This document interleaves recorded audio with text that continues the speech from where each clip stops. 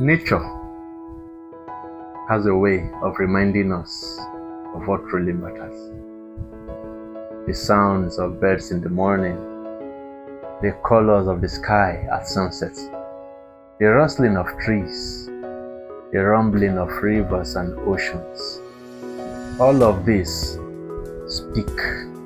They speak if we really pause long enough to listen. Today, I am grateful for nature.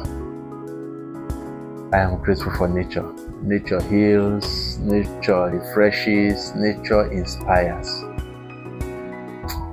At times when I feel overwhelmed, I just step outside and allow nature to reset me.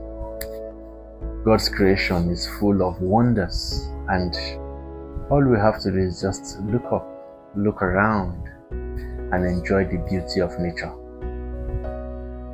I am indeed grateful for nature.